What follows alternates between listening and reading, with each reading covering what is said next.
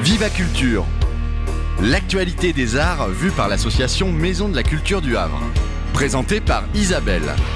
Viva Culture, l'émission de la culture dans toutes ses découvertes. Bonjour à toutes et à tous, nous sommes heureux de vous retrouver sur Viva Culture. Aujourd'hui, je m'entretiens avec Baptiste Job, c'est un auteur, compositeur, interprète, qui a organisé un très joli concert au Magic Mirror le 21 décembre et dont l'album intitulé Prologue est sorti le 26 octobre. Baptiste Job, bonjour. Bonjour Isabelle. Alors vous êtes musicien, c'est-à-dire vous êtes auteur, compositeur, interprète et, bonne nouvelle, vous venez de concocter un album. Tout à fait. Qui s'intitule Prologue, qui est sorti, on va dire, le 26 octobre. Voilà, sorti sur toutes les plateformes de streaming le 26 octobre. Oui, et je crois que le couronnement, c'était un concert que vous avez donné au Magic Mirror le 21 décembre. C'est ça, exactement. Enfin, le 21 décembre, parce que ce concert, il a d'abord été reporté une première fois. Bien sûr. À cause du vent, il était prévu initialement le 26 novembre. Mais effectivement, 21 décembre, enfin, oui. Concert inaugural de l'album. Oui, voilà. Alors, on va parler un petit peu de cet album, parce que là, je crois qu'on peut le trouver facilement. Tout à fait, sur toutes les plateformes de streaming, l'album Prologue de Job, oui. Voilà, sur toutes les plateformes de streaming, également en CD, en vente pour l'instant sur les concerts, et très bientôt chez Cultura et la Fnac, ouais. Oui, c'est ça. Je suis quelqu'un des années 80, alors j'aime encore le CD, et c'est un bel objet avec un livret et ainsi de suite, donc on en est très fiers. On a toutes les paroles des chansons. Oui. Alors on va parler peut-être de votre groupe, de votre orchestre, parce que vous n'êtes pas tout seul, bien sûr, mais vous êtes pianiste. Voilà, alors moi je suis pianiste, chanteur, oui. J'écris les chansons, je compose et ainsi de suite. Par contre, comme j'aime les choses variées, on va pas se cacher, je dis chansons pop, chansons françaises, tout ça. Allez, c'est de la variété française. Oui. Variété veut dire que j'aime les chansons très variées. Et pour faire des chansons très variées, avec des univers bien propres, eh bien, j'ai besoin de me faire accompagner de musiciens, de chanteuses, et ainsi de suite. Alors oui, on peut peut-être citer, vous avez une basse, une batterie, 2 guitares, et votre piano, bien sûr. Là, ce sont des copains que vous avez rencontrés à Faïla. Voilà, c'est ça. Les titulaires, base, les titulaires de Job, titulaires entre guillemets, donc Jean-Jacques Buquet, Quentin Buquet, Benoît Gutierrez, ce sont des gens qui nous accompagnent très régulièrement au sein du groupe gospel Havrais Faïla. Oui. Voilà. Et puis et également donc donc là on a ça fait moi 16 ans à peu près que j'accompagne aussi ce groupe gospel avec mon piano. Oui. Et puis là sur cet album, on a également invité des guests. Oui, c'est ça. Je crois que vous avez une flûtiste, un saxophoniste et des chanteuses. C'est ça, tout à fait. C'est ça. Oui. Alors Faïla, je crois que c'est un chœur. On dit un chœur ? Oui, un groupe de gospel. Un groupe gospel, un chœur. On le connaît depuis très longtemps. Je crois qu'on a pu assister à énormément de représentations. Oui, tout à fait. Alors, c'est un groupe qui existe depuis 2004, si je me trompe pas, de 2003. Et en effet, alors moi, c'est un groupe que j'accompagne depuis 2004. Et depuis 2004, ça a été peut-être à peu près 200 représentations. Oui. Et c'est là que j'ai eu le goût, évidemment, du public, des applaudissements du public. Oui, mais déjà dans votre enfance, je crois, vous aviez ce goût du public, non ? Vous êtes d'une famille peut-être d'artistes. De la scène, d'artistes. Voilà, d'artistes. Alors sans dire de la scène, mais vous savez, des parents qui se sont rencontrés en colonie de vacances, qui étaient moniteurs de colonies de vacances et donc habitués à organiser plein de choses pour les Bien enfants. sûr. Et moi j'ai vu ça tout petit, toujours mes parents dans l'organisation, dans la chanson, dans les instruments de musique, tout le monde très autodidacte, Oui. Mais finalement aussi des parents prêts toujours à nous pousser, à nous représenter en public pour proposer des choses pour proposer des choses de qualité. Alors, de qualité, tout est relatif. On est enfant au début, on fait avec ce qu'on a. Oui. Mais de proposer des choses au moins différentes aux gens. Et donc, moi, j'ai eu ce goût du spectacle, finalement, très, très tôt. Très, très tôt, oui. Effectivement. Très jeune, je faisais l'automate. Avant même de parler de musique, je faisais l'automate. Je mettais un masque blanc, je faisais l'automate. Il y avait des spectacles de bulles. Mon frère, lui, faisait de la magie, faisait de la jonglerie et ainsi de suite. Je voyais ma maman qui chantait en espagnol. Je voyais plein de choses. Donc le goût déjà du public, très, très jeune. Et vous avez appris la musique? Et j'ai appris alors d'abord 2 années de solfège, et puis après en autodidacte avec un petit clavier, un petit synthétiseur. J'ai essayé de copier un camarade de classe qui avait ramené son synthétiseur en classe, et donc j'ai acheté le même, et ensuite envie de me mettre un petit peu comme ça au clavier.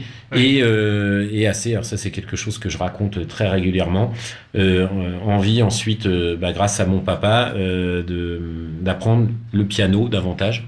Grâce à mon papa, je dis, parce qu'il a eu l'idée géniale de coller des petites gommettes de couleur sur les touches du piano pour en fait que je puisse apprendre les accords. Ah oui, voilà. C'est venu comme ça. Et sinon, vous avez fréquenté l'atelier de musique au Fort voilà. de Tourneville. Alors voilà, quelques années après, avec Françoise Baer, aux ateliers de musique du Havre, là j'ai appris le piano vraiment. Ah oui, oui, c'est ça. Alors, comment vous est venue cette idée de composer un album? Est-ce que, par exemple, parce que vous y avez travaillé sans doute très longtemps avant de pouvoir le sortir, est-ce que c'est lié à l'épidémie? Alors voilà, déjà l'envie de faire de la musique alors que ça n'était pas possible de façon simple, donc envie de se retrouver avec les musiciens, donc envie finalement, y a pas 36 biens quand on peut pas faire de concert. Là on a décidé d'aller en studio pour vraiment faire ce premier album. Donc oui, lié à l'épidémie, de façon sur le plus long terme aussi. Ça fait des années que j'écris des chansons, que je fais de la musique.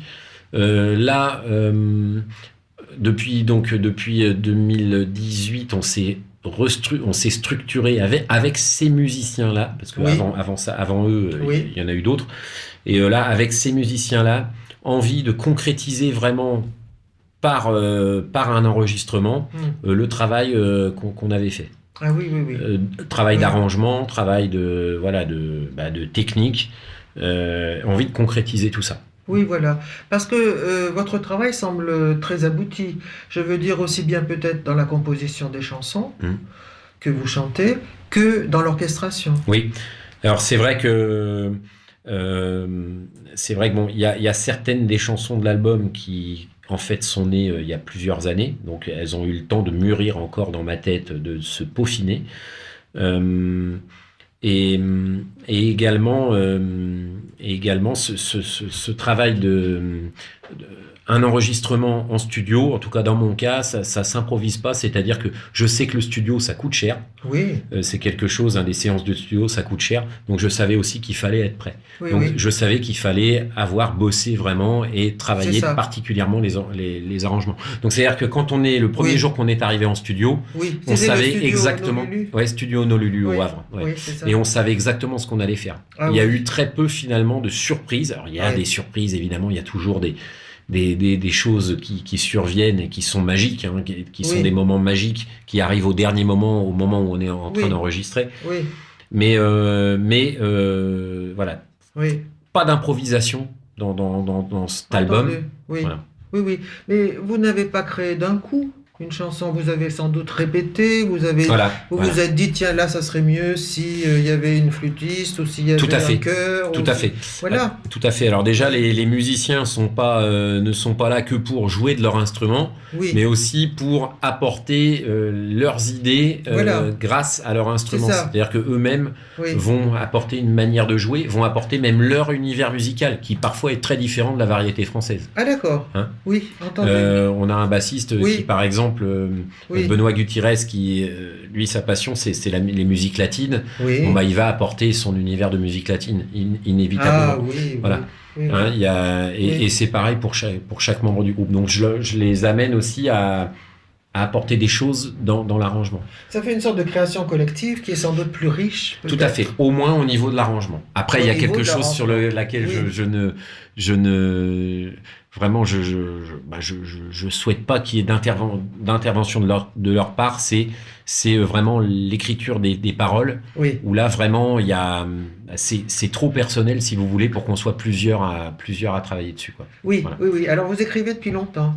Oui, j'écris j'écris depuis que j'ai 18 ans à peu près. Là, j'ai 41 ans. Donc j'écris mes chansons depuis à peu près depuis. C'est ça. Et vous dites bien mes chansons, c'est-à-dire que vous n'écrivez pas des poèmes, par exemple? Non, tout à fait. Le poème, il me semble que le poème est un vecteur plus efficace certainement pour faire passer une idée. Je pense que le fait qu'il n'y ait pas de musique sur un poème aide à davantage se concentrer sur le contenu du texte. Donc là, je reconnais bien qu'une chanson n'est sans doute pas le meilleur vecteur pour véhiculer une idée. Maintenant, j'aime le mélange du mot et de la note. Oui, c'est j'aime ça. C'est voilà. ça. Oui, mais je reconnais bien que pour faire passer une idée, combien de fois, moi, il y a plein de chansons que j'aime beaucoup, mais pour lesquelles, j'avoue, je me suis jamais concentré sur l'histoire, sur le texte. Oui. Ça vient, pour une chanson que j'aime beaucoup, ça peut venir parfois après des années. Des années, je me dis tiens, mais au fait, qu'est-ce qu'elle raconte cette chanson-là? Et là, effectivement, quand elle est bien écrite, là, on se dit mais en fait, c'est génial. Et ça nous arrive tous. Il y a des chansons, on s'est jamais vraiment concentré sur le texte. Bien sûr. Donc ça veut bien dire à mon avis, que la chanson n'est pas le meilleur vecteur pour faire passer une idée. Oui. Ce qu'il y a, c'est que le poème, c'est aussi de la musique des mots. Oui, tout à fait. Alors que vous, là, c'est la musique des notes. Oui, en tout cas, le parfait mélange, une chanson réussie, je pense, est une chanson sur laquelle c'est une formule que je reprends souvent, le bon mot sur la bonne note. C'est-à-dire que on a la chance en français d'avoir 1000 façons de dire la même chose, mais avec des mots différents et avec des nuances aussi différentes. C'est vrai.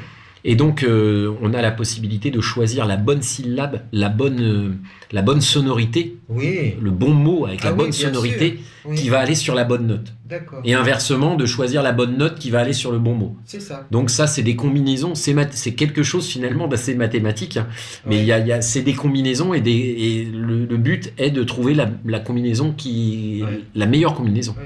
Ça demande une grande gestation, une longue gestation, ça, non? Oui et non.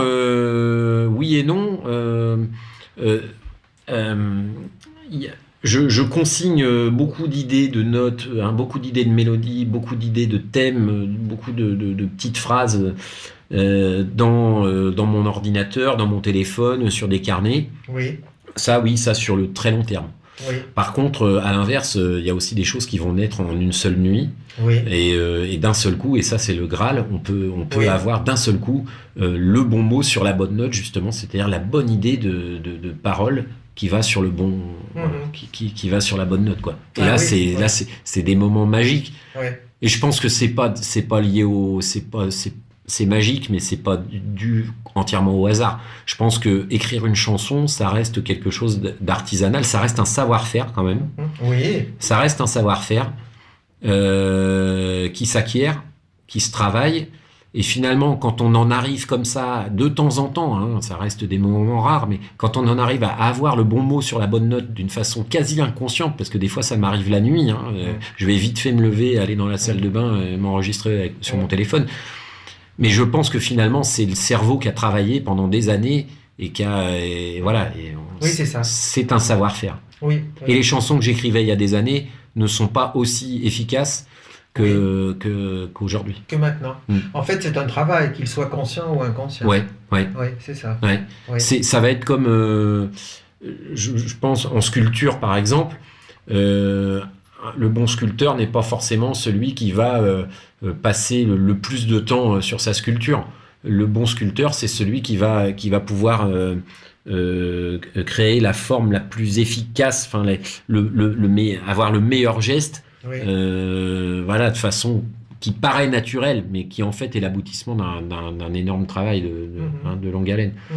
Mais voilà, c'est ça. Créer une émotion sur une sculpture, c'est ça. C'est pas forcément faire la chose avec la plus de détails possible. Non, c'est parfois un geste qui. Vous dites créer l'émotion, c'est effectivement une expression qu'on pourrait retenir parce que pour les chansons que vous avez composées, vous avez cherché cette émotion. Oui. Par exemple, la chanson qui évoque les personnes qui étaient en première ligne pendant le confinement, elle s'intitule Dans l'ombre. C'est ça. Là, vous avez ché à leur rendre hommage, peut-être. Voilà, mettre en valeur les gens qui sont essentiels à nos vies et qui pourtant sont dans l'ombre. Ça, par exemple, Dans l'ombre, c'est une chanson qui est née il y a des années. Et dans les premières versions de cette chanson, j'allais vraiment parler des métiers eux-mêmes. Un peu comme l'a fait Goldman dans Il changeait la vie. Voilà, le professeur qui change la vie, le cordonnier, et ainsi de suite. Bon, moi, j'avais dans une première version de ma chanson, parlé comme ça de différents corps de métier que j'avais envie de mettre en lumière. Et puis finalement, comme une chanson ne dure que 3 minutes, je me suis dit, pour cet album, j'ai dit non, là je vais faire la version ultime que chacun va pouvoir s'approprier en restant sur des idées générales et en parlant pas d'un métier, mais en disant, les personnes qui ne donneront pas leur nom à une rue, les personnes qui... je reste général et chacun va pouvoir s'approprier cette chanson. Vous les mettez en lumière. Et je mets les gens en lumière. Oui. Voilà. Alors vous êtes aussi inspiré par l'enfance. Oui, tout à fait. Ouais, c'est un domaine qui me tient très à cœur. Parce que je crois que j'ai encore 7 ans dans ma tête. Et vous avez vous-même des enfants. J'ai moi-même des enfants, donc je suis passé de l'autre côté. Donc vous avez plusieurs chansons qui effectivement évoquent ce thème. Oui, tout à fait. Certainement, oui, parce que c'est quelque chose que je trouve important, la façon dont on traite les enfants. Dans la chanson Manipulée, les enfants soldats, par exemple. Les histoires aussi qu'on raconte aux enfants, ça c'est la chanson qui s'appelle Il était une fois. Mais oui. On dit toujours, il était une fois, et on raconte des contes de fées aux enfants, très bien, très joli. Mais attention, la vie n'est pas un conte de fées, et ma petite fille, je peux pas te certifier que ça va se passer comme ça dans ta vie. Ta vie, tu vas la faire toi-même. Voilà. Oui. Voilà. Une chanson là sur Rien qui dépasse. Oui. Alors la chanson sur le fait que moi j'aime bien ranger, j'aime bien une maison bien rangée. Celle-ci elle est drôle. Oui. Et puis sauf que quand on a des enfants, on peut pas avoir une maison bien rangée. et donc souvent ça peut provoquer un petit peu des émois, en tout cas, des coups de gueule. Oui. Et puis, sauf que en y réfléchissant à 2 fois, je me dis que, évidemment, le jour où il n'y a plus de bazar dans sa propre maison, c'est qu'il y a moins de vie aussi, et puis c'est qu'on est devenu vieux, et ainsi de suite. Donc voilà, donc il faut faire avec. C'est vrai. Oui. Et alors, je crois que vous avez aussi une chanson qui s'appelle Malfamé, mais que vous n'avez pas écrite vous-même. Voilà, tout à fait. C'est Élise Bouchard, c'est la seule chanson de l'album dont le texte n'est pas de moi, c'est Élise Bouchard que j'ai rencontré aux rencontres d'Astafor, les rencontres organisées par Francis Cabrel.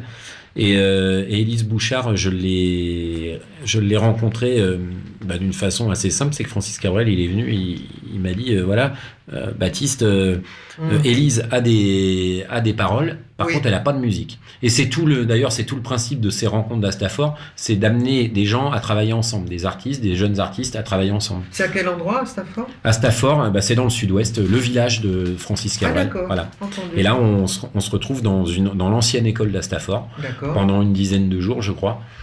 Et voilà. Et donc Francis Cabrel, il me dit, mais Baptiste, en fait, t'as pas de...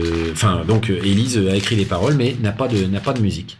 Oui. Donc, est-ce que tu peux essayer de faire quelque chose ? Et j'ai dit banco. Et c'est un exercice d'ailleurs que j'ai pas reproduit tant de fois que ça après. Oui. C'est de partir d'un texte qu'on n'a pas le droit du tout de modifier, et sur lequel il faut plaquer une musique. Exactement, voilà. C'est difficile. Ça il faut... ça c'est un exercice, un sacré... Et j'en suis très fier de cette chanson, c'est pour ça qu'elle est apparue ici sur l'album. Donc vous avez rencontré Francis Cabrel, mais aussi d'autres musiciens. Ouais. Ah, il y a le chat là qui qui veut aussi participer à l'interview. Qui vient devant le micro. Et oui. Oui, vous avez rencontré qui encore Oui, Sanseverino, Francis Cabrel, Michael Jones, Majid Cherfi, des gens de la profession, oui. et également donc ces jeunes qui comme moi savaient soit écrire, soit composer, mais n'avaient jamais finalement travaillé avec d'autres artistes. Oui, c'est ça. Donc tout ça, c'est intéressant parce que écrire des chansons, c'est quelque chose qui est très solitaire finalement, et rien que se dire que en fait, d'autres artistes, qu'ils soient connus ou non, font la même chose que nous. Et le font quasiment de la même manière. C'est-à-dire qu'il n'y a pas 36 façons. À un moment, il faut écrire des paroles. Et quelque part, ça rassure, ça. Ça rassure parce qu'on se dit, mais en fait, donc, depuis toutes ces années, je suis dans le vrai quelque part. C'est ça. Après, chacun avec sa sensibilité, ainsi de suite, mais je suis dans le vrai. C'est-à-dire que, ok, d'accord, c'est bon. Déjà, ce que je fais depuis des années, c'est comme ça que ça se passe. Oui. Et quand j'ai commencé à écrire des chansons, en plus, il n'y avait pas Internet. Donc c'était d'autant plus difficile de savoir un peu comment on faisait ces chansons. Et ce qui vous intéressait en fait, c'était de travailler, c'était d'écrire, de composer, musique et chansons. Ce n'était pas, par exemple, de devenir une vedette. Non, du tout. Quand ça arrive, ça ne peut être que l'aboutissement de tout ça. Hein. Oui. On peut pas dire, en tout cas dans la musique, et pour faire des choses de qualité, pour y mettre son cœur et ainsi de suite, on peut pas dire voilà, je vais écrire des chansons parce que je veux devenir connu, mais c'est juste impossible de réfléchir comme ça. Oui. Si ça arrive un jour, ça arrive. Maintenant, dans mon cas, c'est déjà pas le but. Le but premier pour moi, c'est de rencontrer le public. À la limite, il y a même pas de but. Ma vie, c'est d'écrire des chansons. C'est une sorte de vis besoin. comme ça. C'est un besoin. C'est un besoin. Voilà. Ensuite, il est vrai que quand des chansons, grâce à Internet aujourd'hui, grâce à des concerts, peuvent être entendues par du public, et que un public peut faire un retour, c'est-à-dire dire ah tiens, j'ai écouté votre chanson, un telle chanson, et ça me parle. Ah tiens, de quoi et des fois il pose la question, mais alors de quoi elle parle exactement? Vous avez voulu dire ça, hein, c'est ça. Et donc rien que cet échange, il est formidable, parce que là on sait qu'on n'est pas tout seul à penser la même chose, et voilà. Cet échange, il est génial. Maintenant, ça, et un dernier point, pourquoi j'écris des chansons aussi. Et souvent, on me dit, mais alors, c'est quoi? Tu veux en faire ton métier ou quoi? Déjà, avoir des applaudissements du public, ça, c'est quelque chose encore que j'ai acquis, notamment avec Faëla. Recevoir les applaudissements d'un public, c'est quelque chose qui ne s'achète pas. On ne peut pas acheter ça. Hein, c'est quelque chose qu'on ne peut pas demander. C'est le public qui l'applaudit s'il veut. Voilà. Et on peut très bien faire son métier. Moi, je fais un métier, par exemple, mon vrai métier, en fait, c'est la construction. On peut très bien faire son métier. On peut très bien faire. J'ai plein de choses à apprendre dans la construction, ainsi de suite. Mais on peut estimer, mettre tout son cœur dans son métier, avoir des clients contents avant que des clients nous applaudissent et même des fois disent merci. Hein, c'est rare. En fait, c'est quand même